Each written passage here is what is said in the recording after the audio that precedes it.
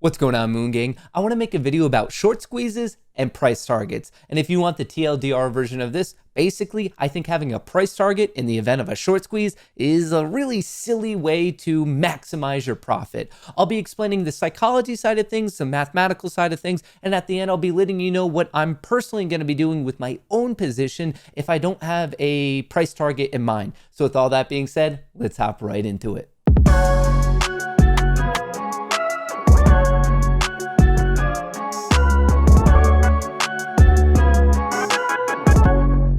Numero uno, trader psychology, or let's even just talk about mentality in a general sense. If you personally believe that a certain value has to be hit, which is always a dangerous thought because nothing ever has to happen in the market, think about it this way. What if you have a particular number in mind and we trade all the way up to it and we're a cent below, and then all of a sudden it comes back down and the squeeze is over and you missed it all, even though you were dedicating a lot of your trading career to this exact moment? You might miss out on all of it if you're so steadfast in your position for a very specific number. Like, imagine that event that you come right up, you miss it by a cent and it comes back down and you never got your tendies. On the flip side, what if you have a number, we come up to it, it's nothing, and we rip even more and more and more, even though you got out of your full position right there because you had that price target in mind. What this is of having a very specific number, I think it's setting up a scenario where you're not really putting the odds on your side for collecting a meat of the move. That's how I think of this whole thing. If you want to try to top tick, if you want to try to bottom tick, that's great. And we're all trying to do it, but the chances of it happening are infinitesimally small. So I think the best idea is like, okay, collect the meat of the move. And you don't want to be in this scenario where you miss out on all of your profits because it might have been a cent away. And you also don't want to miss out on a gigantic move because what if your price target was way too low? So number one, just from a psychology trader mentality part, just having a pure number in your mind, to me, does not make much sense. Number two, let's talk about math. So when a price moves, it's always supply and demand, and the price of an individual equity is the equilibrium. That's the crossover point between supply and demand, and it could also be represented in another form of terminology of buying aggression and selling aggression. So when we're looking at the event of a short squeeze, you're looking at a crazy amount of buying aggression. The demand is greatly outweighing the supply, and as that gets slid up, the price also gets slid up.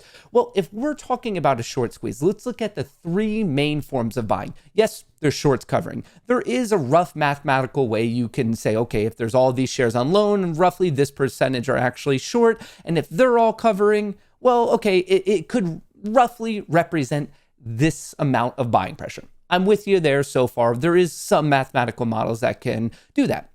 Another one that you could do rough math for is a gamma squeeze. Okay, if you're looking at the option chain and you're like, okay, if this goes out of the money to in the money, and we're expecting that this percentage is unhedged and then they're gonna have to hedge for that. Yeah, there's rough, but now you just have two different rough mathematical equations that it's getting a little bit more inaccurate. And the third one, which I personally believe is why mathematically we should never have a price target, is FOMO buying. What mathematical model is out there that possibly explains how many people are going to FOMO into a position? So all of a sudden you have FOMO buying, which no mathematical model is ever going to really do a good job of accurately describing. And then you have two different things, a short squeeze and a gamma squeeze, and all three of these can play into each other. But those latter two, they're kind of vague and you could get a little accurate, but it's going to still mainly be inaccurate. And then when you put all three together, because all three represent buying pressure, there's no way that there's going to ever be a model that accurately describes those three. So now from a psychology standpoint, I think it's really setting yourself up to go on tilt. From a mathematical standpoint, we're never going to say, okay, this is how much buying pressure there is, thus it could go to value X. And I just think because of those two key reasons, it is so absurdly silly to have a price target. There are some targets I see floating around on social media that are way, way too low. And then there's some that I think are way, way too high. So with that being said, if I'm looking at this not through the lens of having a price target of like, I want it to go to value X, here's how I'm personally handling it. Now, remember, I'm not a financial advisor. Do what's best for you. Nothing I ever say is a buy signal. Nothing I say is a sell signal. Nothing I say is a hold signal. You got to do what's best for you. I'm just sharing my own opinions on this and how I'm handling it. For me, it's as basic as riding the trend. Not only the trend of the stock price, but I'm following the trend of the shorts. I'm pretty much in this to see if the shorts are going to cover, and I think they will. It's just really a question of when and the ferocity at which they all cover. Will it all happen around the same time? I'm paying attention to the shorts, so the trends of the shorts either increasing or decreasing, and then obviously the trend of the stock. I am not steadfast in it has to hit this value. No, I'm gonna let the charts tell me what's going on. And I think when you think of it that way, it's the closest way you're gonna come to being maximizing your profits because you're looking for the meat of the move.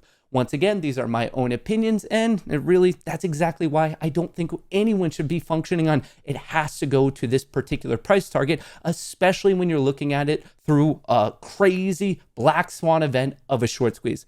Obviously, these are my own opinions. I would love to get your thoughts in a comment below. If you enjoyed this video, it would be awesome if you could hit the like, and if you haven't already, don't forget to join up with the Moon Gang by hitting the subscribe button. I appreciate all of you. Catch you in the next video.